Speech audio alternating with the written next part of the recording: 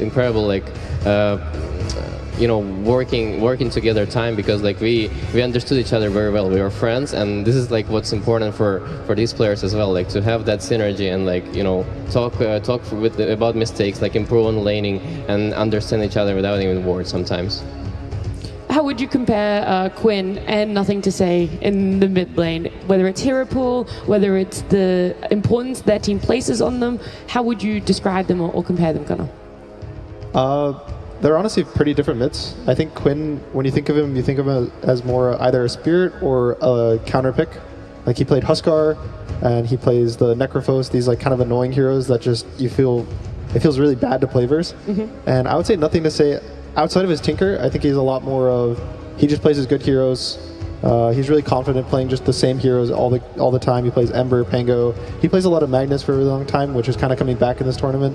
So I think for Quinn, you're looking more for this guy to snowball the game for you and win the game for you, and Nothing to Say to just have a solid game plan. All right, we'll see if they're going to draft around that, if we're going to see any new picks for them, or what's going to be banned, as we do have our lower bracket grand final game 1. LGD Gaming versus Gaimin Gladiators. Game 1. Ben Bristle is what the audience is saying. How much weight would you put into that one, Gunnar? For LGD, I think Bristle is one of gaming's best strategies, especially because it's Ace. You allow Ace to get a carry in the off lane. That's pretty much his bread and butter. He plays Lone Druid. He used to be a carry, so it's not surprising that he's able to play the carries in the off lane, win his lane, and just have a stable game. I don't think Bristleback is letting through, guys, ever again. I think that hero is way too hard to deal with, and you know, when the AA is banned, and like, what is the best answer for you, Gunnar, against this hero? So I think one of the big reasons why Bristle's so strong is his counters are also meta, so it ends up that the Primal Beast gets banned, the Phoenix gets banned, the AA gets banned, and so all of your responses to Bristle are just banned due to the nature of the draft, and so it's just a strong hero now. Yeah, and the Viper and Hood Incarnate. Yeah, really the other hero. ways to break him and reduce his HP regen don't really exist anymore. So I love what LGD did against Bristleback. When they were playing, they had this Magnus, and they always like break his positioning because he's always in the front, and they managed to take him with his cure like way back into his own team, and then Muerta like with the extra damage to stop that hero, it actually works. But and also you don't get damage from when you're in ulti, you don't get damage from spells. But yeah, it's not gonna be seen anytime soon. I see the and the Chen ban here, so a lot of importance placed on taking out what they deem as Celery's most confident and broken heroes. But now I see Chaos Knight left in the pool as well, which is another one that has seen ban after ban after ban. And Primal Beast is letting through too. True, I didn't even notice that one. I want to see Primal Beast so bad. Yeah? Yeah, I'm begging them to ban CK. I mean, they'll probably just take it. They have first pick. I'm really glad to see the Chen ban, though. I think a lot of teams seem to be kind of disrespecting Gaimin. I think they kind of showed early on that they're capable of this death ball type lineup. Let's go, Primal! Woo! Alright, but they show that they can go fast and hard, and they're like super happy to just run you over, and we still see teams picking like Naga first phase against them. It's like you cannot disrespect Gaimin in this way, especially when you leave the Chen in the pool, even to the second phase. So LGD taking that Chen out, I'm very happy to see it. Also the Enchantress, I think Kana does the same thing, whereas they both win their lanes, they're very stable, which leads Dyrachyo kind of gets to do his own thing, and Celery can help Quinn, which is, again, kind of their bread and butter. And they buy auras, they push towers really fast. It's kind of everything they want in one package. Yeah. I also like that LGD chose to let the Primal Beast through, because I think for Ace, that here is not really what he's looking for, specifically because he used to play like this Lone Druid Bristleback type of hero that are more scalable, but for Primal Beast he doesn't scale as much, like in terms of like at least tower push, right? Like he's not gonna be like the hero who's gonna take all the towers from the LGD. So it's already like, I think it's good for LGD that they don't have that pressure already starting from the first pick. And I like the Chen and Enchantress bans for sure. The nice thing with the Primal is Quinn's been practicing and playing it quite a bit in his pubs and his games. So it ends up being a flex as well, so you can't just end up just instant picking a carry counter pick or a mid counter pick, because it'll go to both. I would say they're valuing it more as an offlaner right now, just due to how kind of the map setup that the offlaners get more farm than the mids right now, and Primal Beast is here that can farm really fast with just trampling over camps and waves at the same time. So it ends up just becoming a stronger core in the offlane if you get away with the lane. Is that every team is doing that, or more Gaimin Gladiators specific when you get your hands on a Primal? I don't know if I can speak for most teams, because some teams, their offlaners don't play Primal, so it ends up just kind of being forced to mid. But for gaming, I would say right now I'd expect this to be an offlane. Primal's like weird when it goes offlane because it can be punishable, but there's ways to bring him back into the game. Like, for example, your 4 can go and stack like the triangle, and it's very easy for him to take stacks with trample. And also, you're kind of just waiting for this timing, right? We've seen Primals in the offlane get absolutely obliterated, but as soon as they hit that BKB timing, it's just, his spells do so much damage just alone. Like, you don't even need anything more than that BKB. That's when like games have turned around and they've made these comebacks. Primal is such a hero not to be underestimated. I mean, it's also very hard to take him down, right? There's not a lot of things that could do that in this meta. I mean, I think Muerta would be nice, but it's already out of the question. And I mean, for Primal, usually pick they don't really go for BKBs nowadays. They also go for different item builds, like with the Blade Mail, Heart, and just trade chaos. Usually the important thing is picking a stun for the safe lane. You want to pick a Sven, a Chaos Knight are the important ones, not just because they have the damage to like out CS the Primal, but mostly because they have a stun to prevent the trample. And something really interesting with the Phoenix is good in the game versus Primal with the Sunray just doing % damage, kind of chewing through Primal's health. But in the lane, the Fire Spirits don't really affect you. You don't attack, you're disarmed anyway while trampling, so it ends up actually being a really comfortable lane for Primal there. I completely agree with you. I think something like Clockwork is way better than having the things there against the Primal lane. Yeah, purely for the lane. It kind of secures, you can pick a range carry then. The popular carries versus Primal are either meleeing with stun or a ranged hero with kite. I'm sure the LGD want to put this Phoenix on the offlane with the Centaur for now. 10 seconds. Like, at least that I would be thinking about that. I would guess now for Gaimin, if they want, they have Grimstroke available for them. If they do want to, I mean, it's just good for any side lane, but if they do want Primal in the offlane, it's going to especially be nice there. They're probably going to end up taking their carry, which is really cool from the Centaur pick, because now if Gaming wants to instantly counter, they can get carry counter pick for the side of LGD plus the lane counter with the Primal Beast. So it's kind of this weird position where if you delay your carry too long, you're allowing the Centaur to be free in the draft, and if you pick it now, you open up, you know, Durachu to get countered in the game. Which we've seen him counter pick with the Razor yesterday, where it had a rough game, and I was even worried that he would carry, but he just ended up destroying the game with how good of a Razor it was. I love this Lifestealer ban. I think it's the only 2 teams that are actually rating this hero at all. Because nobody else are really looking for that one. And Durachu is like, he's known for his Lifestealer as well. Yeah, we saw it yesterday in the Azure Race series with Bepboom, and the strongest thing about the Lifestealer is that he sits in his lane for 10 to 12 minutes and you can never kick him out, which really hurts how Gaimin Gladiators wants to play. They want to move their heroes around, take the towers really fast, and when there's a carry that's sitting in the lane and you can never pressure into him, it feels really bad for how you want to move around the map.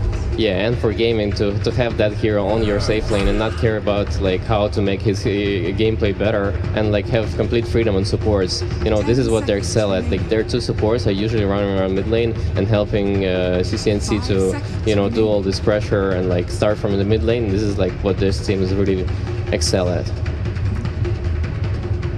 Bigrim did end up getting picked up, by the way, Sheep. That was one that you were talking about.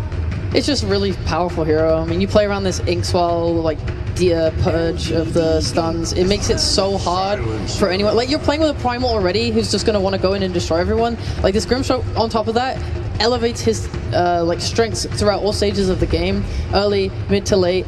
I think the hero is just to be given so freely to Gaimin, I think was rough for LGD, and now they have a silencer on top of that to cover their team fight. I mean, looking at these 3 heroes, like, I don't really like it for Gladiators that much, just purely because they're going away from their idea of like pressuring so much, and I think it benefits LGD because in that game, like the normal game where there's not a lot of pressure, I think this is like their best chance of like taking the series down. I also think, so the way the draft kind of plays out these days is the second phase is really hard to ban heroes, as they only get 1 ban for the side of LGD. So they end up picking the 1 hero that they think is the best, the Lifestealer, and they have to give up the Grim, they have to give up anything else. So pretty much the only bans you really get and feel confident about are the first phase, and they chose to take out pretty much Celery's heroes. They take out the Chen Ench, which I think are his top 2 right now in this tournament, and so now you see him force the Sansa. Yeah, as you said, I don't really feel too confident with this, just because it's moving into, they're playing into LGD's book, I would say, and that is something that has not really gotten them to where they are right now in the tournament. And the Shadow Demon is such a great pickup to stop in this Primal Beast from doing anything in the mid game. Like the lane might be rough a little bit, but I mean, looking at their support, right? They don't have really a good way of stopping him. But in the mid game, like playing against Purge and the Shadow Demon as a Primal Beast is actually impossible. Yeah, it's also really good for Grimstroke. You can purge the Inkswell anytime you see a hero. The Primal, surprisingly, it purges the charge, so he can't even charge out when he gets purged. Yes, exactly. And the defensive purge is really nice for Silencer too. Maybe he can click it on the Phoenix early in the fight. The Phoenix will always get stuff off. And we see the cow. I mean, the cow is amazing here as well, because those two supports, they don't have really a good mechanic to stop him from charging.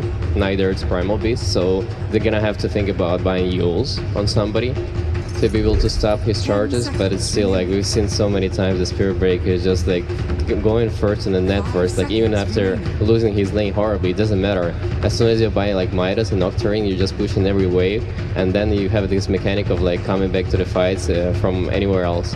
And I think it's really important in this patch to have one of those heroes that can connect easily to the fight and like being on the other side of the map. So it's either like Spectre, Dawnbreaker, or Spirit Breaker. That's why those heroes are seen more. Alright, so there's some really quick stuff. Quinn played versus Spirit Breaker mid, because that's what this is. We see the Centaur, so we know that this will be Nothing to Say's hero. And it was versus 9 Pandas, Kiyotaka, and he absolutely destroyed the Spirit Breaker. And as we talked about earlier, Quinn's this type of player who you give him a counter pick like Necro versus a melee strength hero, and he's going to do some work in the game. I honestly was thinking that they might put the Primal mid, because that was the matchup he played versus 9 Pandas, whereas Primal versus Spirit Breaker, he solo killed the lane, the game ended in 20-something minutes. But they picked Necro, which is, if anything, is a stronger lane now versus Spirit Breaker, so I would be really confident now just for the fact that they have a hero to play around with Quinn. Yeah. Even like despite that, I kind of don't like the supports on LGD. I think that they're both not high on burst damage, they're pretty slow. I think it's much easier for Gaimin to make moves. You talked about how they like to kind of crush early. I think now with this winning mid matchup, I think they can make much more plays, or they can even just kind of play it chill and wait for their timings on Primal or whoever, and just make sure that they're playing defensively where they use Global to cover any ganks that LGD try and make. Okay, it seems like they don't really think about like going to the mid game and like how Necrophos might be bad against Purge and like not, you know, like not being that tanky core, but at the same time like they're just looking purely on lanes and they're like, this Necrophos is gonna stomp the Spirit Breaker so hard that you're gonna like, you know, completely run them over. But I'm still worried because usually their lineups, they have this good tower damage and this is how they were able to close the games out so fast. But on this lineup specifically, there's no like hero that, you know, kills tower, so they need to find some material like Terrorblade or something from the Russia side that actually like helps them take down the objectives in this game. A lot of their success with the Necrophos ends up pairing it with other push or other healing. They picked it with Dazzle offlane in the past, where they both just ball up and they go just end the game. And they probably picked it with Tides and Chen, so they don't really have the draft that you win 20 minutes and you walk down a lane yet. We'll see what Duracho ends up picking, but I would say it's outside of Terrorblade, that's not really his hero pool. He doesn't really pick the early game. Alchemist. That's one way to up the tempo. To me, tempo. this game looks like the game won against Liquid, where they chose to go for you know, regular lineup, and it didn't really work for them, and they lost that game to Liquid. So I think that, like, to me, it looks at least that this is the game for LGD. If they manage to like get out from the lanes evenly or like not super stomped, and you know, going to the mid game, I think they have way better chances. I want to trust this Spirit Breaker. I think Spirit Breaker is a crazy hero, but I'm too worried about the mid matchup going in the way for Gaimin Gladiators, so I think that Quinn will just stomp the mid lane and just carry the momentum throughout the whole game. Do you think even if the Spirit Breaker does get shut down in lane, he's still going to have that disruption in team fights and will still have an impact that could carry a later game for LGD? If there's one hero I would want to get crushed on mid, it'd be Spirit Breaker. Okay. So he has that going for him. that one small glimmer of hope. Yeah, I agree with you guys. Although, that being said, I really like Gaimin's speed that they can pull up here. I think like when Alchemist gets his Blink Dagger and they're able to kind of move around the map and be really fast about it, I think LGD are going to struggle playing into this global. Anything else that you guys want to talk about very quickly, especially this arc? We've seen it a couple times for Duracho. Is it going to be that thing that ties it all together, the make or break for Gaimin Gladiators? Quickly, Gunnar? Yeah, I think the Alchemist lane is going to be really stable top, and he'll have a really good time, and just they have so much time to make space for him, just bodies on the map and pressure, that he'll have a good time farming his Radiance. All right, I like it. Let's see how much confidence Gaimin Gladiators coach has in their draft. Thank you very much. I am standing by with CY of Gaimin Gladiators. who, you had a late night last night, my man. How much time did you have to prepare for today as a whole? Did you only get to prepare for LGD, or did you prepare for LGD and Spirit? We only prepared for LGD. We didn't have that much time as well. I also want to get some sleep. It's pretty important, but one game at a time, you know? So no preparation for Spirit. One game at a time, and you come up with a silencer. What's this guy doing in this draft for you guys? Hopefully he silences Phoenix. I never knew Dota was just that simple. Now, you only got to prepare for LGD, but I remember that during the Riyadh Masters, you and I got quite a few opportunities to interact, and you seemed confident in your lower bracket run. It unfortunately got cut short at 4th place. Why should I believe you this time that you're going to make it all the way? I mean, this time we already made it to 3rd, right? So it's better than last time. So you should just believe. Seattle, you ready to watch some Dota? Let's get lower bracket finals started. Let's indeed. Here we go, ladies and gentlemen. It's LGD up against Gaimin Gladiators to start off this final day of the International. Fog, we heard there from CY coming in with a bit of a different pick this game on Gaimin Gladiators' side, the Silencer. Could this be the answer to the Phoenix, a hero that we're seeing time and time again so far this tournament? Definitely feels like a kind of cool pick, a very different one style here. Very good versus the Phoenix, but also versus these saves that we've been seeing a lot coming out in this tournament. The Shadow Demon in particular. We've seen so many games where people just get bailed out of certain death. Very difficult if you're global, so we'll have to see itemization and stuff. Of course, there's going to be some demonic cleanses that you can pre-cast and stuff like that. We'll get all into that as we do have an early smoke from LGD. Let's see if they can get the catch here. Coming in with a wraparound, trying to enter into Gaimin Gladiators' jungle, but Gaimin Gladiators, they're hovering around that mid-tier 1 tower in a bit of a tough point of the map for LGD to strike. Very unlikely somebody gets caught out here. Gaming, yeah, very prepared. Super prepared. Yeah. They know this sort of play is going to be coming out here. I'm looking forward to this one. This looks like it should be a pretty fight-heavy style draft. I'll say that the Duraccio and Celery, they kind of step across. Let's set up with a disruption, you. Looking for the follow. Who's done the concoctions there? Tries to hold him back, doesn't matter. You still fight the hook up onto Celery. Celery taken down. First blood for LGD. So if they can find something in return, Gaimin Gladiators to curse upon you, they will at least get the trade. Quinn, not able to get the first blood, but still getting that kill as the mid lane is going to feel pretty good for him as the Necrophos. Especially versus that Spirit Breaker in particular, too. This is a matchup that Quinn could snowball out of control, just like the panel was talking about. Planet messing with Duracho quite a bit here. He's going to try and make it a little bit more awkward for him on his way back towards that top lane. Extra bit of damage coming in. And he'll certainly have money to play with, as he was the one indeed to get that first blood for LGD. Planet not hesitating whatsoever. Instantly buys out pretty much everything. I think triple mangoes purchased up, so he's looking to be pretty aggressive up here. A pretty strong lane. I don't think that we've seen too much anymore. I know the Centaur a ton, but Centaur and Shadow Demon, an old classic. Very aggressive duo. A lot of damage. If these two start to get a bit of a level advantage, this Alchemist and Silencer could end up being very vulnerable against the huge amounts of burst that these two can come out within the laning stage. Gaimin Gladiators, they've got to be careful up here. Yeah, absolutely. This is probably the lane where lots of chaos is going to be happening. Mid lane, I think we already kind of expect the Quinn should be able to take advantage of this one massively versus nothing to say. Bottom lane, this one could also be pretty kill heavy as well too, especially for the side of Gaming already. They're getting right in underneath the tower. Shiro in trouble. One more snap from Ace will get the job done. Shiro taken down. Ace will lose his life, but happily taking that trade. They're getting in and taking the carry out. This is going to be bloodthirsty in these side lanes. And overall as well, what did you sort of take away from the carry decisions from both teams? Because it was quite a quick pick with the Luna in response to the Alchemist coming out at the end from Gaimin Gladiators. Do you feel this was what LGD were going for anyway, or do you think this was directly because of the Alch being picked? I think it probably could have been something they were looking for anyway because of the Necrophos. I know Shiro, he's one of the few players that I've seen that's actually still doing this like 3-1-1 build even in the early game. He's very aggressive, likes to be involved early on, so maybe it's that mixed magical physical damage they wanted just to be able to have versus the Necro as well too. And it fits for kind of this early style with the Shadow Demon that can look to brawl and fight often. So probably a couple mixtures of things that they did want with it. Also, it's going to be very good for this night vision, of course, too. Playing with the Spirit Breaker, playing with this Luna night vision can be pretty strong inside of these team fights. So far, looking at the last hit, that's the mid lane, as you say, as expected. The edge here for Quinn. But look at Ace's last hits right now, bottom. Does get that kill early on, of course, but he's only got 3 to his name versus Shiro at the moment. Getting to the point already where it's not easy for nothing to say to sort of approach this mid wave, as they will take huge amounts of damage and favorable trade going the way of it's Quinn Necrophos in this 1v1. Top lane, Duraccio He's in a bit of trouble. He's got the concoction cooking up. Is he able to throw it out? Suicide. He holds it for the deny. All right.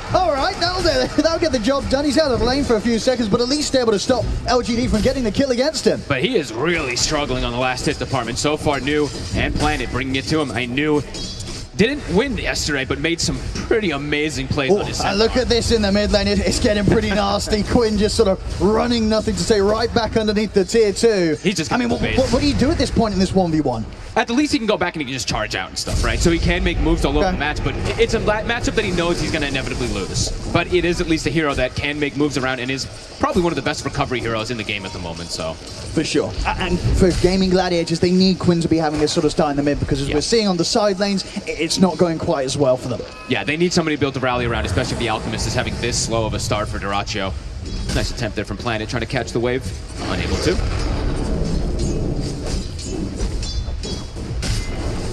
Level 3, another big kill threat that they're going to be able to have up here on the side of LGD. Bottom though, Ace continuing to get aggressive. And they've got the Inks well stunned. They'll allow them to set up to take down YU Smile. Gladiators, whilst they might not be getting the easiest to farm here for Ace down bottom, they're finding action. Top lane, Dyrachyo. It's going to fall pretty low here to the poisons, won't quite die.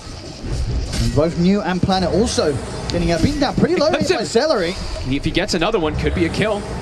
She's cooking up a concoction. One more. If anything, it's just going to allow Planet to try and find further connections, but the fourth's not there. Nope. They'll turn towards Celery instead. New, he's stepping up. He's got a hoof stomp and a double A. Celery, he could be in a lot of trouble here. New will go with the right clicks alone to take Celery down. Backs away. Makes sure not to use the double H to bring himself too low. Back up, charge comes through. Nothing to say with the rotation. Charges forward on towards Dyrachyo. Dyrachyo this time will not be able to deny himself. Planet gets the kill. I mean, these two, honestly, Planet and New yesterday were making magic happen again, putting a ton of pressure up here. The Silencer's trying to dissuade the pressure, of course, with those arcane curses, but they're just waiting, patient. And as you said there, they understand. Don't use the double edge. Exactly. Just go for the right clicks. Very, very calculated. New in particular really knowing his limits on this hero, playing aggressively despite his HP being incredibly low in these situations. And there you see it right away. It's like, yeah, he's losing the mid lane on the Spirit Breaker, but I think Spirit Breaker, Primal Beast, probably two of the best heroes that can just easily make those rotations, gets a good connection.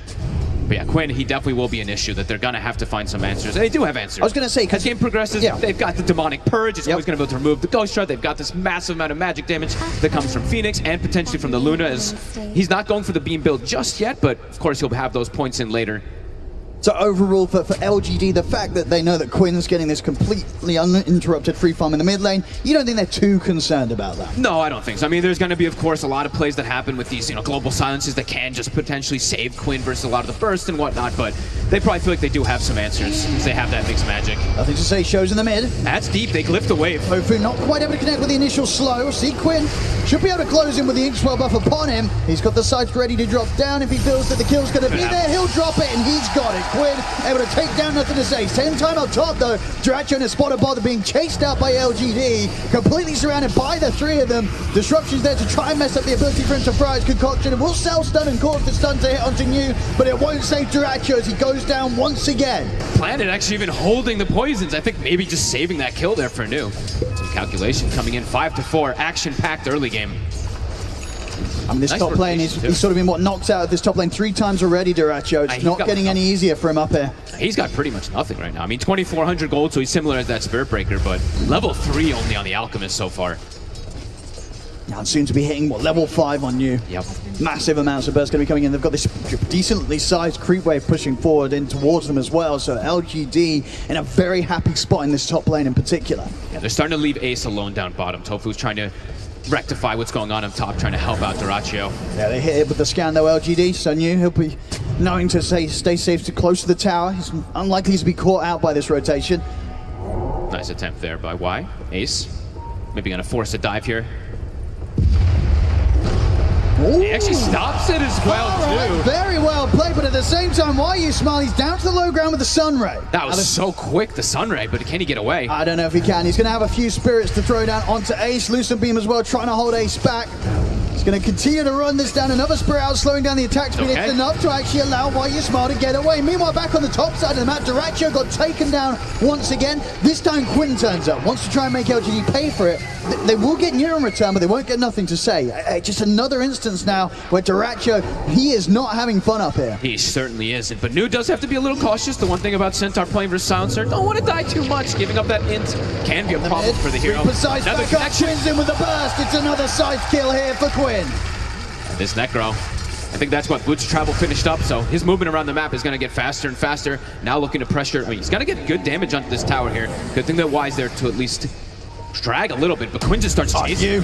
He's in under the tower. Celery, he's getting dove here by the two of them. I don't think there'll be any TP backup for this poor old Silencer. He's coming in now, but Celery will still fall. Planet finishes off the kill. Question is if Gaimin Gladiators can find something in return. Dyrachyo is able to step in, throw down the concoction. These are big kills for Gladiators to be picking up. Same time down bottom. Ace chased upon by nothing to say. And Shiro, the ultimate up in a second here for the Spirit Breaker, but he can't quite find the vision, nothing to say. So Ace, he'll walk out alive once more. A good attempt, but just a bit too tanky. You see that he actually did put at least 2 points in the Lucent Beam. Most of these players have been going for like the 1-1-3 build. Not able to get the kill, but a good attempt. Top 3 cores on the side of Gaimin Gladiators. Even though Dyrachyo is dying a lot up top, he's still doing pretty decent, all things considered. Especially with the fact that those kind of last 2 deaths on Nu on that top lane, definitely swinging things back in favor of Gaimin Gladiators. And now can they hold on to this mid tower is the question. Planet surrounded. Another easy kill here for Quinn to get involved in, now dominating on the Necrophos. And he knows immediately the Shadow Demon was getting those stacks up. We'll be able to take him away instantly. Aggressive posturing by Gaimin Gladiators again. Playing around Quinn with this strong start. Yeah, they can play aggressively around him on this mid area of the map, and at the same time, if LGD look for any moves now in the side lanes with the boots of travel, Quinn, he's likely to be there every single time. So whilst LGD got away with those early kills, the difficulty, it stepped up massively. Making the moves for LGD, it's no longer easy. No, and nobody wants to go mid, right? They have YuSmile here just trying to slow down the push, just throwing Fire Spirits on the wave, but the tower inevitably dropping very soon. Quinn, very active as smoke, moving toward top Nu. He shows himself. Yeah, Scythe's back up. He's ready to look for another stack. See if Nu's able to play as well. The looks of it, they sort of avoided one another. Nu will be able to get around from this one. They'll hit him with the scam, but he's already back to the safety of his side of the map. So Nu nicely avoiding that move there. It's actually both scans. They used immediately, both of them trying to find him, so he was able to sneak himself away from that at the least. Ace will be able to clean up some jungle, is going down the Blade Mail route. Pretty good Blade Mail game versus this Luna versus the Phoenix, I think, across the board. And very early aggressive wards that we're seeing Gaming already placing down, so they're going to have good information. When you're playing versus something like Spirit Breaker, if he has such a hard lane, you know he doesn't want to return back mid. When they get these deep wards down, you're going to see these charges coming through, so they're going to have a lot of information to play off in these next few moments. I mean, what do LGD do for the next move? They're going to try and go on bottom, but the Global Silence comes out for Celery. Ace, he's ready to turn, goes back in with the ultimate straight on towards Shiro. The sight's there, they've got the burst. Quinn turns up, takes him down. As at this point in the game, it feels just it's so incredibly difficult for LGD to make any sort of moves, but at the same time, they don't want to sit back and farm because on the other side of the map, there's an Alchemist picking things up. It's still a bold attempt to go for this primal. He is very tanky, 1400 HP already. They are quite lacking in the damage early game. Radiant's bottom tower is under attack. Quick rotation. This tower gonna get pressured massively here. They will be able to hold on to their mid tower at the least and get some levels on the Phoenix, but damage being done here from Gaimin Gladiators early on. They're opening it up for Dyrachyo to get good timing. So even though he's got 4 deaths, he's about to have his Sacred Relic already done. It really seems like it didn't matter. Catching up massively. LGD, where do they go next? Difficult for a Luna as well too. If you do start struggling in this game, the heroes that you have to run you down. There's a Primal Beast, there's this Necro who's going to be immensely tanky, and a Radiance that's going to come out soon. LGD need to start getting something going in their favor. They'll get the top tier 1, but TPs are coming in from Gaimin Gladiators. So if they're able to catch anything, Quinn not quite able to get in reach of Nu with the Inkswell. As LGD, they'll get the objective and they won't lose anything for it. Hey, look where Nothing to Say is being forced to try to find farm. He's just on the outskirts trying to get anything. It looks like it was scouted out though. I mean, they were pinging it. Yeah, Celery, he seems to know something's up. And that's sort of one way to get back in the game as a mid Spirit Breaker. It's just not easy. Looking for kills, looking for action. It's not LGD's strong point right now against the tools that Gaimin Gladiators have managed to amass. No, and overall too, he's playing into the Primal Beast, which is a hero that just doesn't even care about status or just if he gets the grab onto the Shiro again. In trouble. He's put the Lucifer Beam just in time to hold Ace back. and he's able to get out of the range of the Inkswell. Soulbind now onto the two supports. Gaimin Gladiators, they continue to move forward. They've got the burst, they've dropped the side, not quite enough damage to burst them. The egg is down.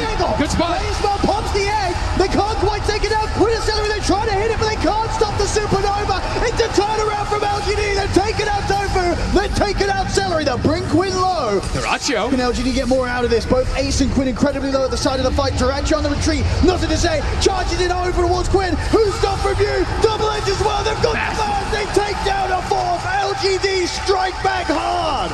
Beautiful connection. What an egg. Right in the middle of everybody. Gaming tried to go for a very early aggressive play here. The Reaper doesn't do much damage at all. Oh, they needed that. They needed that big time. An amazing fight there for LGD. Nice big wombo combo team fight abilities connecting perfectly there. We'll see the move again. You know, Gaimin Gladiators, they walk right into this. I mean, it looked like a solid start going for Shiro, but between the Stampede, the holdback of the Lucent Beam, avoiding that initial attempt from Ace, they feel good. They get the Soulbind. It's an early sight, but it's one that you feel tempted to go for because they're linked together, but it's just a bit too soon. The burst isn't there, and at this point, I think you got the Fire Spirits out as well. The Houston's are new. They just didn't allow Gaimin Gladiators any chance to take down this egg. I honestly like pretty beautiful spell casting coming out across the board. Planet even with that little disruption, buying time so that they both don't get grabbed from the Primal Beast. They're going to try and go again here, Gaimin Gladiators. This time, they might find Shiro. They're in on top of him. Soulbind's back up. The grab's there. Shiro won't survive this time round. Gaimin Gladiators, not to be deterred after that, the way that their last fight went. They went straight back here. This time, they get the job done. No hesitation. They know that they are pretty cooldown reliant to be able to turn those fights early game since they do have that little bit of a lead. They do have global as well, too. That last fight, Celery didn't have it, so hanging on to it for the next upcoming fights. So with to clean up these Ancients, Radiance, it is finished. Radiant are scanning. See if Y is going to commit for this here. He has the shard queued up very early on this Phoenix. I was expecting to maybe see that Midas queued up, but we'll have to see which route he wants to be able to go on this Phoenix.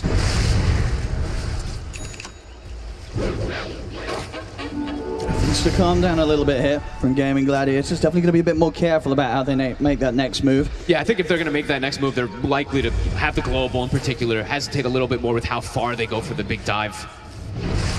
But LGD, feeling more confident here. Looking for Quinn as well, too. Global comes out. They will manage to walk this off, so not the worst of situations there for LG. They'll feel quite good about that one, baiting the global. Gives them a good few minute or so to make that next play without the threat of Celery being able to put a stop to their move. So a successful bait of the ultimate from LGD. Yeah, good trade. Demonic Purge only has like a 60-second cooldown, so that's going to be coming up pretty soon again if they want to make that aggressive move onto Quinn. It's always going to be a pretty good kill threat, just being able to make sure he can't ever get Ghost Shroud off, get the focus fire so he can't move. But here's the smoke. Every minute that anything slows down, the gold lead just massively goes for Gaimin Gladiators in seconds. LGD, they've got to try and abuse this window, the global silence being unavailable for Gaimin Gladiators. Can they find Quinn? Can they pop him? Ult's at the ready. It's underneath this ward setup from Gaimin Gladiators, and not an easy part for LGD to strike into whilst they lack the vision on the high ground. Ace giving a lot of information as well for Gladiators. Their front line is just so tanky here. All three cores effectively are pretty tanky on the side of Gaming. Quinn almost has his heart finished up. I was waiting to see if Tofu was actually queuing up his. Bit of a different route of items. He's actually going for the Yules. I mean, playing versus the Spirit Breaker, it's pretty common to see it, but I mean, I think we've pretty much always seen those Grims go for those shards right away, just of how effective it can be. But I guess maybe because of the Shadow Demon, he is hesitating for it a little bit just because of that Demonic Purge, but we'll have to see. Gladiators, you're going to have Quinn on the front line. He's going to get caught in the opening combat for nothing to say, but he's still got plenty of space to play with. They jump for it, but the Soulbind there responds. Quinn, he's perfectly turned with a sight down on the two of them, takes nothing to say out. Useful for the curse damage of Celery. The X successful, but there's no chance for LGD to fight aggressively off the back of it, why Ismail has to TP out of the fight. I mean, your two tanky frontliners just get detonated right at the start of the fight. Egg connects, but doesn't really do much of anything. Tower now. Looks like Gaming still want to go for even more kills as well, too. Dyrachyo, full BKB. He feels pretty unkillable with this BKB on the Alchemist now. I mean, mostly magic damage on their draft early game here for LGD. This is just going to make Dyrachyo pretty invincible. And yeah, Quinn looks like he does go for that shard before finishing up the heart, so he's got a bit more mobility versus the Shadow Demon as well. And they are controlling a lot of this map. I mean, they're denying a lot of farm away from LGD, from Shiro in particular. And I think the concern as well for LGD is the fact that the one fight that they did have going in their favor, it was one that Gaimin Gladiators handed to them. They're still yet able to find anything positive with regards to starting the action themselves and looking to make the initiation. It just hasn't happened from LGD. Not easy into this draft versus these bruisers versus these tanky cores. And yeah, the early BKB from Duracho, it's gonna cause some big issues. Who do they really want to focus fire now at this point? Do you focus fire the BKB Alchemist? You probably have to go for these supports because these frontliners are just gonna pretty much absorb everything that you throw at them, so. Now at the moment, no egg for 30 seconds, Gaming. Nice and Quinn. Keeping that farm going, Quinn. He's able to dive away here, Why You Smile, but Ace is closing in upon him. Why You Smile, no egg, no dive at the ready, there's no chance for survival. Another kill. Nothing to say. He is very deep. He's going to be okay. Gets the charge off in time before Duracho is able to find him. So still doing his best to pick up what he can across the map and continue to try and catch up towards getting that Octarine done. It's still going to take time though for him. Gotta take time, and it's always still gonna be issues because he doesn't have ways to really protect himself besides that. This big burst that comes out from Reaper, the grab that comes out from the Primal Beast, always going to be an issue for this Breaker. Duracho on the Alchemist, the Blink Dagger around the corner. Next time round, he will be able to get that catch. And they will be able to get the double connections constantly with the Soulbind with that as well, too. Some very, very difficult fights ahead here for LGD. He's getting too tanky too fast on the side of Gaming. Ace, Heart soon on the menu for him, too. Quinn, he's got it finished. Even though they've got this Demonic Purge, he's just too tanky, 6-1 and 3 so far on this Necro. This pick seems to be a bit too much for them to deal with at the moment. Tier 2 now, starting to get pressured. Can they mount a defense here? This is not an easy spot to fight. They have got the ultimates, but at the same time, so do Gaimin Gladiators. Unless someone on LGD is able to find their way to the back lines, find this silencer, Celery's going to be able to put a stop to any sort of team fight that LGD try and respond with. Yeah, not easy for you to just like charge through or anything like that either. There's a Primal Beast, there's a Soulbind that's always going to be stopping you. And Gaming, they're just playing as a unit so far, not giving the opportunities to LGD. Shiro is getting some good time to get that farm going. He's got his Manta, got the Mask of Madness, but he needs more to be able to actually show up to these fights, it feels like. This is great for farming, but definitely needs a BKB this game. Planet. Okay. I mean, Duracho a bit far forward, but has BKB. Got the ult upon him. Ace, flanking. Trying to see if we can get the grab on a Why You Smile, but a quick dive is there. Just a bit of a poke from the supports, but nothing more to push Gaimin Gladiators back as they'll continue to push on and look to take this tier 2. Duracho knows his strength. Having that silencer behind him too, a tier 2 default very early, pre-20 minutes. Also able to hold on to the tier 2 top. They did have quite a few heroes up on this top lane, LGD, but unable to push the tier 2 themselves. Duracho, okay.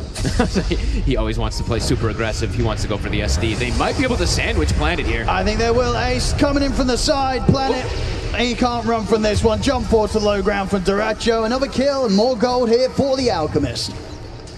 Just getting way too much on the map. Quinn shows himself top. They have a ward on top of him, but there's just no way for them to punish it. They do have... Okay, the center's kind of in the area, but they can't go for it.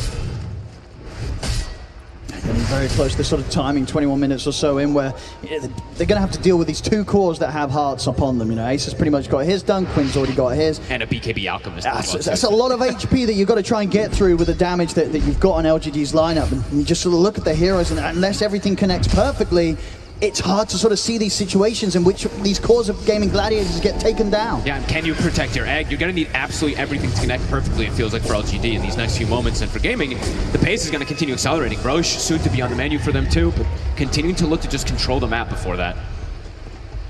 Full Hyperstone now on Duracho. Octarine done now, at least, for nothing to say. So at that higher frequency of weaving in and out of the fights with these charges.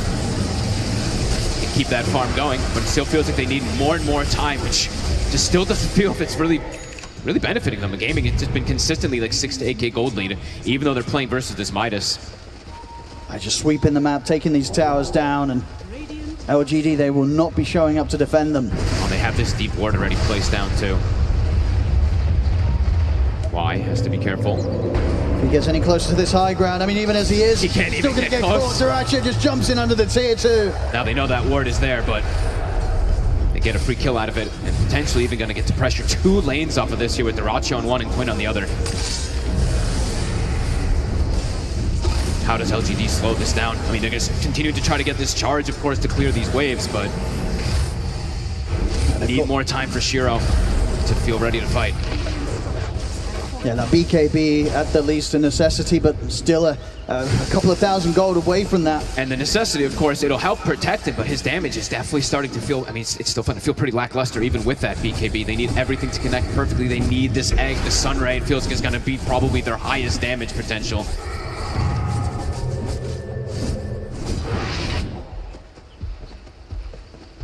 And for Gladiators, Roshan is at the ready if they want to look for that one first. They almost have Aghanim is also now finished up on Quinn. And with those early boots of travel that he was able to get to, it's always this way to answer something like the Spirit Breaker, right? He goes to one lane, clears it out, and then he can go join his team constantly while they're on the hunt for this SB. But Nothing to Stay is doing a good job, at least, of keeping these waves quite cleared out. And he's only died the 3 times, so he's getting some pretty decent recovery.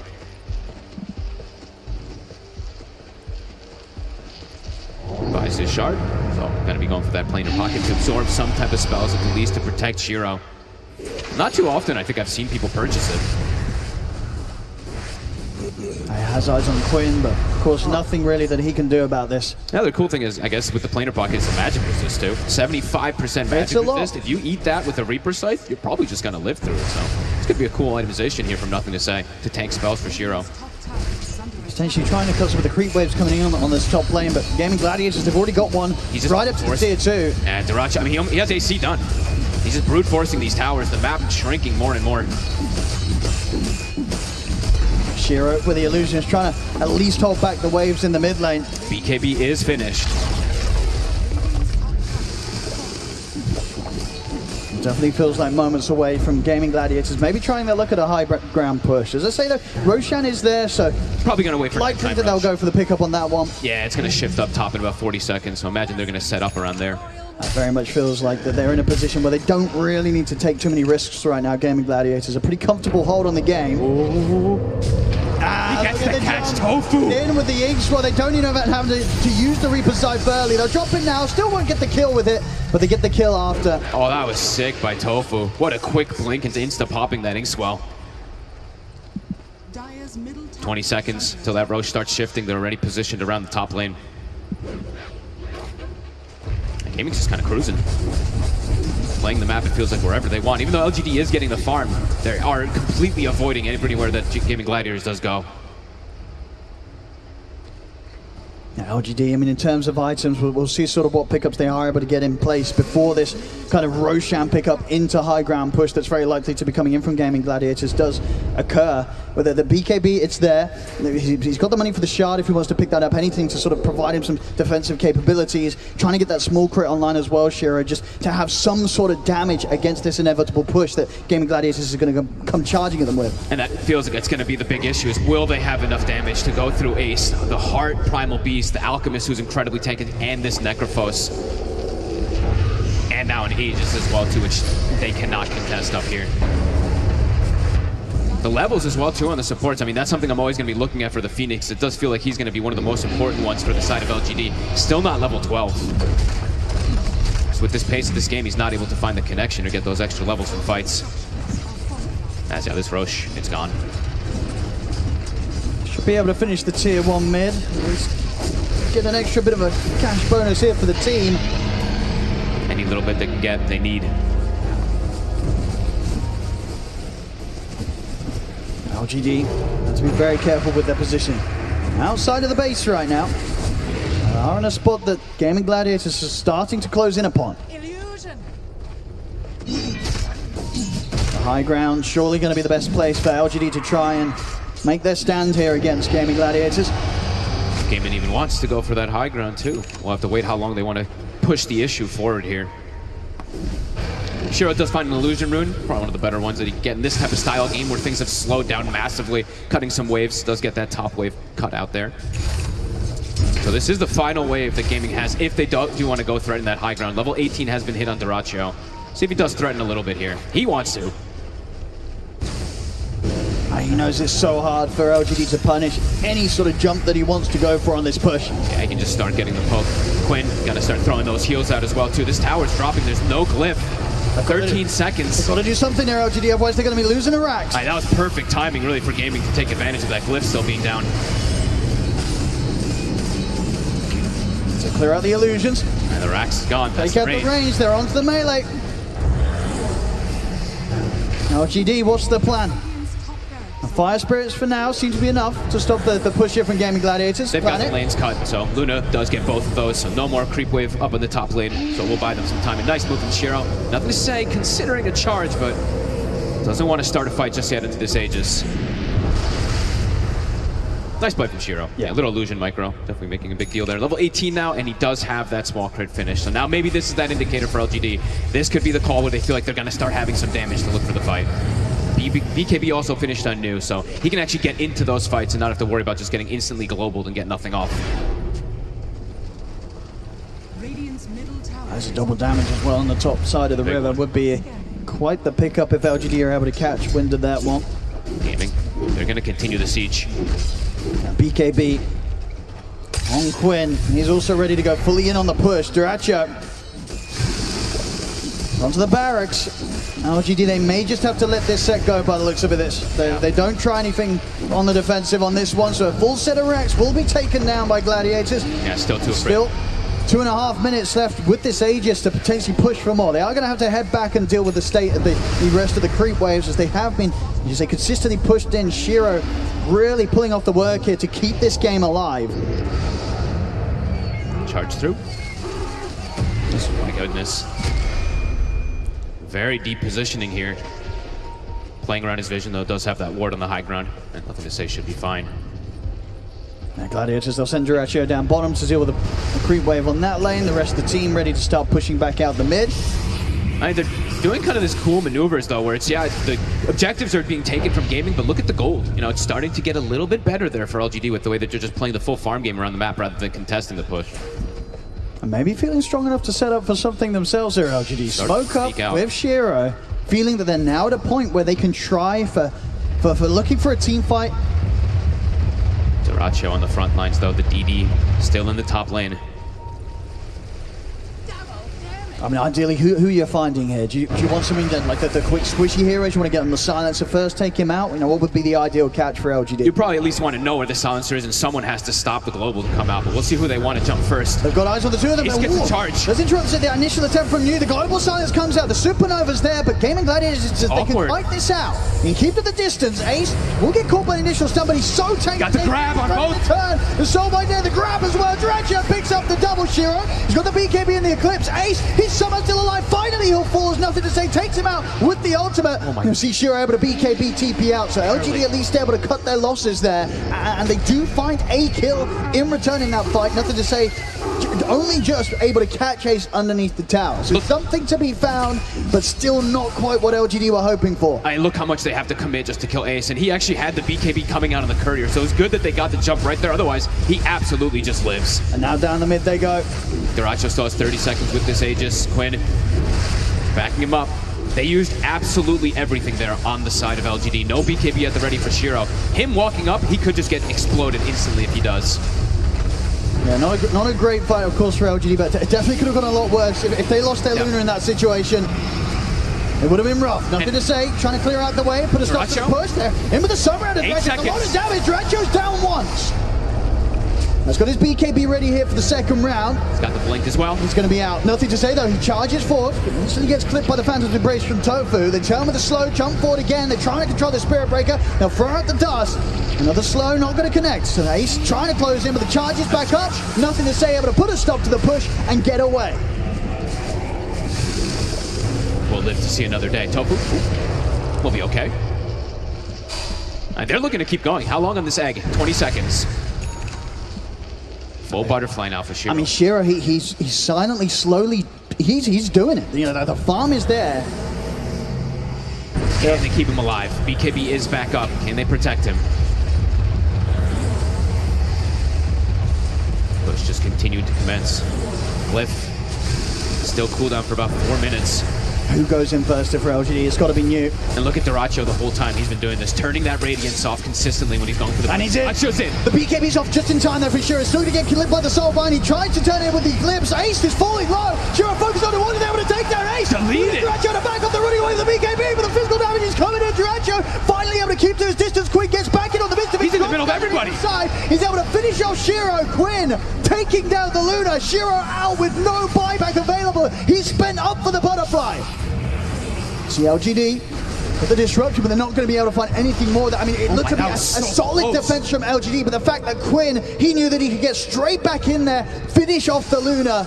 It's a big kill to be found, because if Shiro survives through that, LGD, they definitely be looking to make a play within this next minute. With Shiro going down there because of that play from Quinn, LGD, they'll have to hold back once more. Look how much damage Shiro was able to do. I mean, Ace pop BKB and just literally died in seconds. I think he even had like the Vindicator's Axe bonus armor. He literally died so fast trying to get the double grab.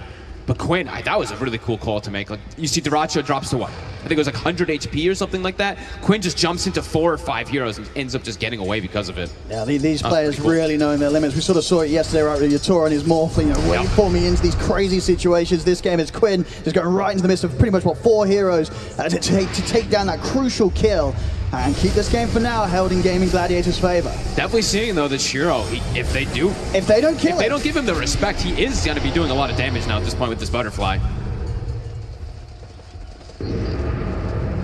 Keeping this game alive here, LGD. He's consistently just been sitting at that 6K gold lead. And high ground, it's always going to be the best place for them to get this defense. It's always going to allow Wayu Smile to have kind of like perfect positioning with his Egg and Sunray. They're looking to actually make an aggressive move themselves. They're feeling confident, perhaps, after that last fight. It was very close to them just wiping, pretty much everybody there on the side of gaming. So don't blame them if they feel quite a bit more confident now. Might see a smoke from Gaimin Gladiators themselves as well. Yeah, Celery's about ready to pop it. Okay, smoke on smoke. Maybe reading the movements. I mean, Roche is soon going to be coming up. New pickup as well for Nothing to Say. Has his Lincoln, so not easy as it before to sort of set up from any of these single target disruptions or plays from Gaimin Gladiators. Roche hits a long spawn. Ace, smoke to spell. Both teams aware of one another. Duracho looks like he's potentially setting up for something here. They see up around this top rune. He's actually going to go for Nothing to Say. Bulldoze and Lincolns will eat it. Be okay.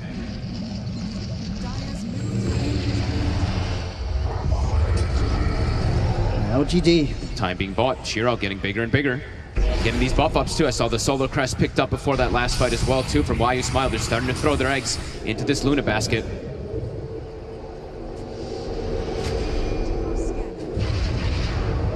And Roche 1.5.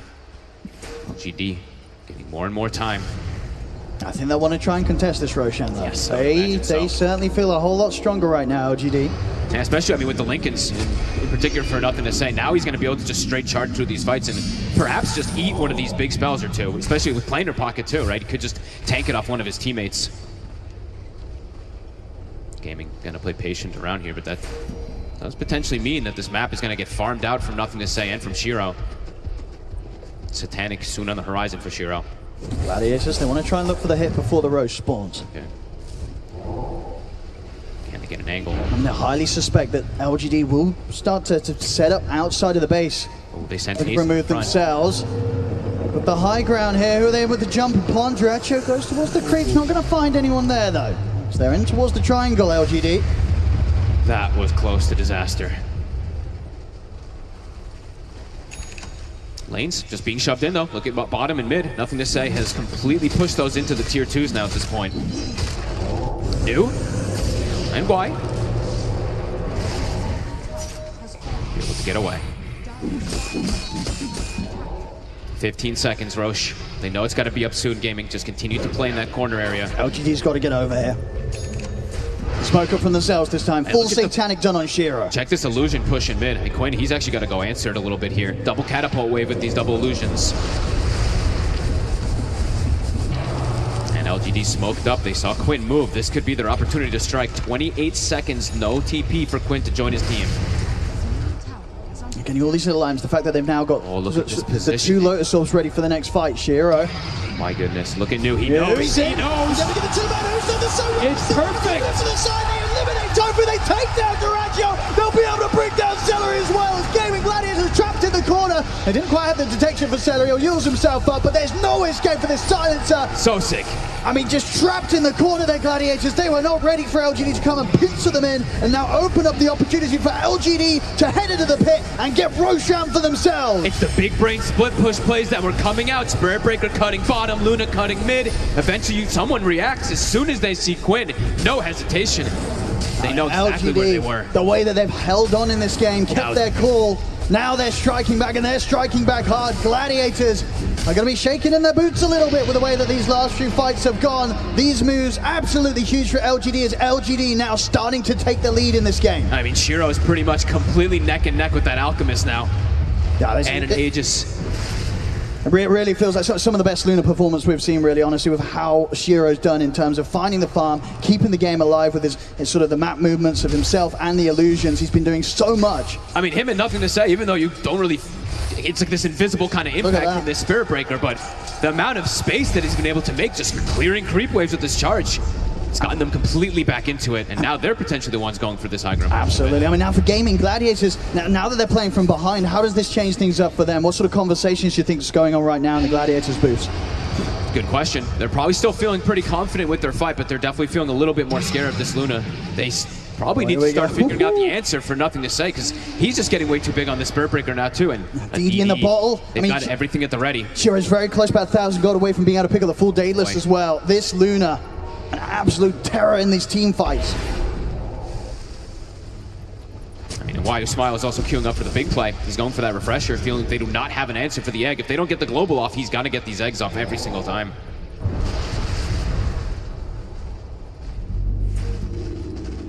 Ooh.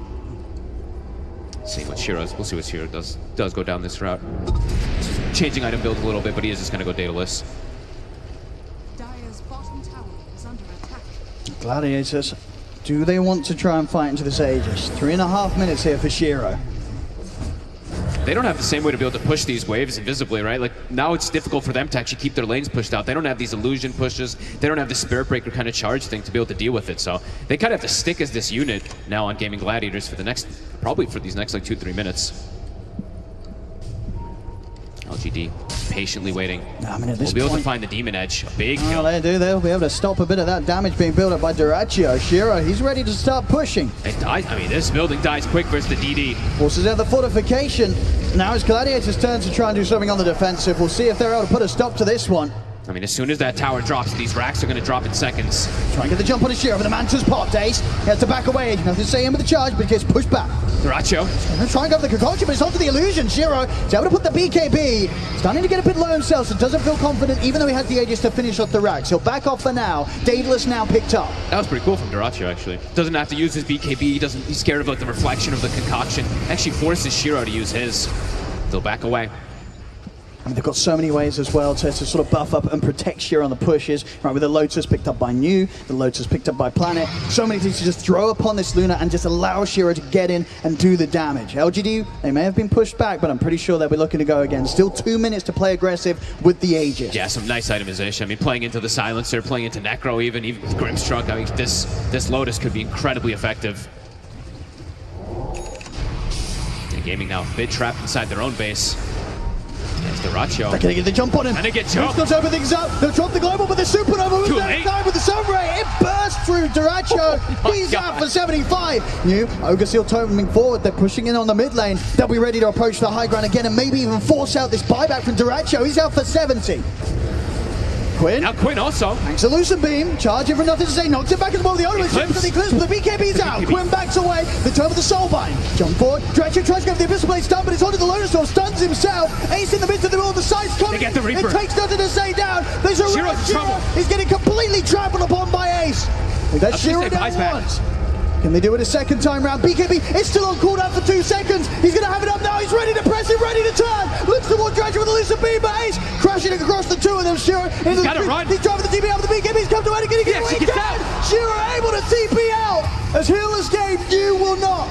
As Gladiators, they'll find you, but they won't get anything else. No, I don't know how, but how did Shiro live? Able to live there. Despite his BKB coming to an end, I mean, both other things around there. The fact that his BKB came back up just in time from being able to survive that initial burst from Gladiators.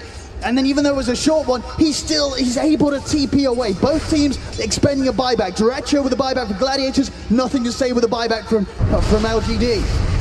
Quinn is still a definite problem for them, though. I'm seeing him in these fights just absolutely wrecking everybody. Look at these he gets damage ignored numbers. for a second, and I watched Shiro pop Satanic and turn to try to hit, and I'm just watching his health actually going down anyway, so does still have to be careful. Still showing that it's anybody's game. These buybacks, though, gonna be very crucial. Derecho having his use his for the defense there, and then also now Spirit Breaker, nothing to say. He used his to try to join that fray afterwards. Yeah, he got worried. He got the BKB purchase as well, now ready for the next fight. So a new BKB on him, close to the 25 as well, on nothing to say. MKB now finally done with the Ikari coming back up. Derecho's able to pick up his Demon Edge. Big items for themselves. Hex for Quinn. They have two different ways now to be able to go for these big plays, to go for this big double plays as well too with the Grimstroke. More and more ways to break this Linken's, more and more ways to go for nothing to say.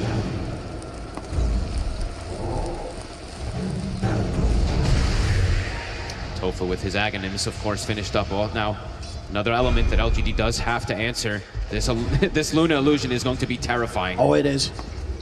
We've seen many times how much this Dark Portrait can do against the right carry, and against this Shiro Luna, it's certainly the one to get a Dark Portrait upon. If they have these butterfly, talking about Shiro. To have one of these Dark Portraits. Shiro. Quinn trying to close in, Tofa's able to get the Silence, to get the Hex as well, but it was launches back up towards Quinn. Hit with the stun, is a three-man who's stop into the charge, a beautiful jump from you! Gaimin Gladiators, they have to run! BKB for Derecho is on the retreat, another charge forward for nothing to say, over towards Ace. Quinn getting completely kited as LGD back off away from him during his BKB.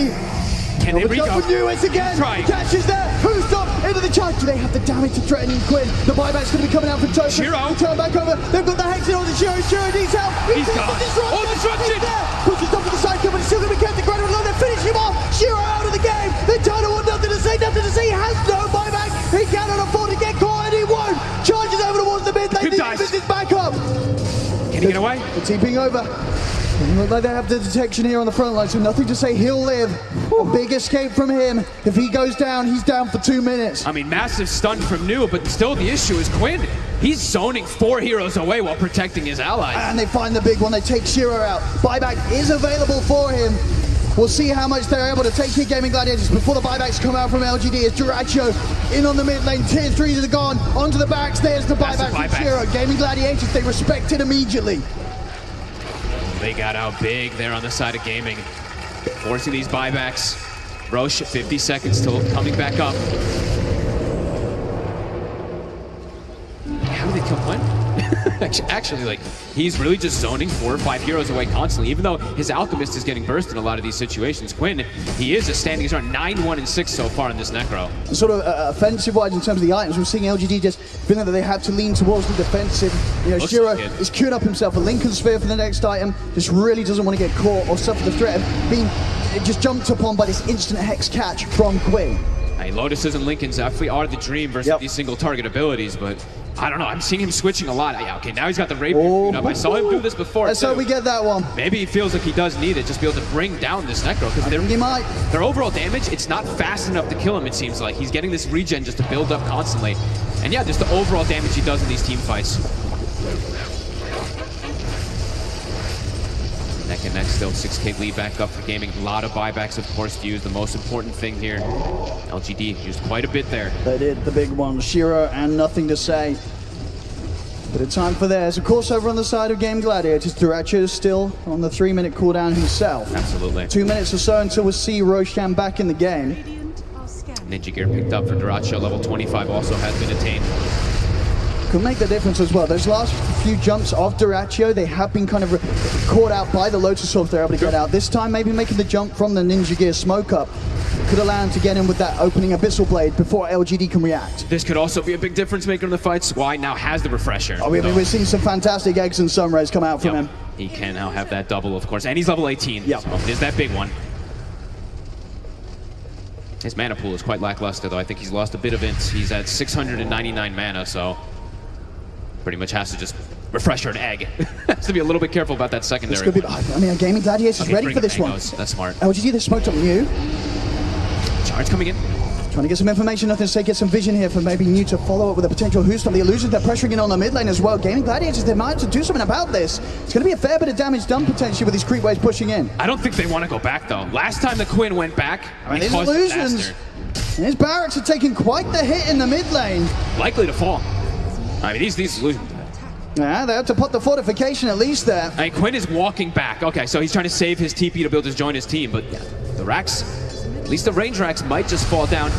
Then we'll finish it off. Roche, 30 seconds. Yeah, it's sort of the slightly longer respawn, so definitely working in favor of Gaimin Gladiators, allowing them time to get back and hold the base and maybe get back over towards the pit if they do want to try and contest LGD in this position. Do they have I don't think they have a smoke left on the side of Gaming though. They have a couple Ninja Gears, but I don't see a smoke on them to make it their way back up there.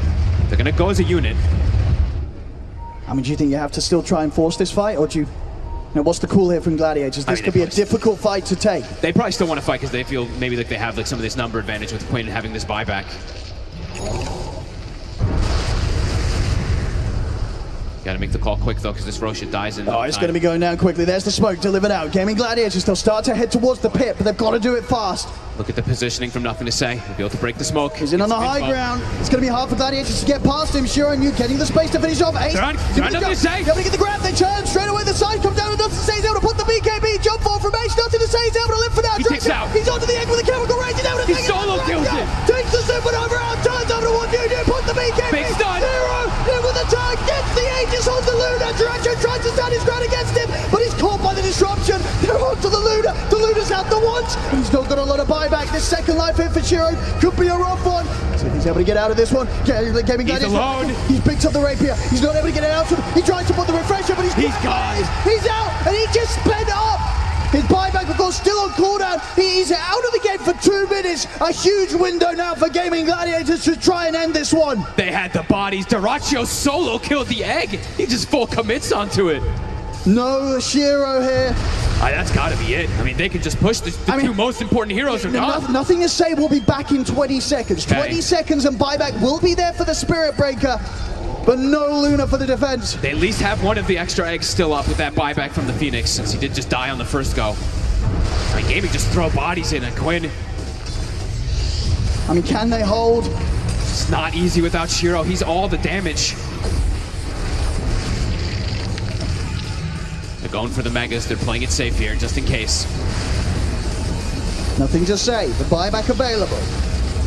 It'll be a 4v5 at the least here for the defense. The rack's gone. Buildings dropping. Spirit Breaker buyback, but still 60 seconds. No Shiro. LGD. Nothing to Say. Trying to start off the defense. Jump off from you. In with the Husto straight away on towards Duracho. Duracho stepping away. He's able to put the BKB. Off for Nothing to Say. Bashing it on towards Ace. They're bringing Ace down low. The Supernova pops successfully. But the buildings, the objectives, they're being taken. The base exposed. They've got to do something crazy here, LGD, if they want to hold. Duracho being careful. 10 seconds for Chemical Rage. He's letting Quinn just hit the throne. They're doing it safely. They're doing it carefully here, Gaimin Gladiators. Another charge forward for Nothing to Say. Trying his best to tank the spells. Loads are thrown out upon him. Reflects the Abyssal Blade from Duracho. Celery trying to hit onto the Ancient himself. 20 seconds. They've got the fortification. LGD doing their best, holding out for a Shiro here, but he may not respawn tonight as he's dead for 15 more seconds. Duracho's focusing it. Close it onto the Ancient. 10 seconds until the Luna's up. Nothing to Say. Trying to put a stop to it all. New. He's in with the Husto. He's got the two of them. He gets the jump. They're bursting over, but Duracho, he's dead. They killed him. It doesn't matter. But they got it. Ace finishes off the Ancient. Wow. GG is called. Gaimin Gladiators will take this game 1. I want a team fight up top. I mean, beautiful stuff from Gaimin Gladiators, just having the confidence to just walk in there and take out Nothing to Say. I mean, throwing everything onto him. He feels so tanky. He's got bulldoze. He's got all this capabilities to try to protect himself, but they still burst him through it, and somehow Duracho solo kills the egg when it means everything. Wow. I mean, an insane final push and a close push as well. You know, if there was sort of anything like a 10-second less on that cooldown of the buyback of Shiro, if he was able to turn up for that defense, maybe they could have held. But as it was, Gladiators realizing that they had this window to go all in to end the game before Shiro was able to do anything with the rapier pickup. I mean, look at these damage numbers in particular. Quinn doing about 60,000 damage in this game. The next highest on his team, Duracho with like 27. Shiro also, of course, carrying heavily inside that later stages, 52k damage.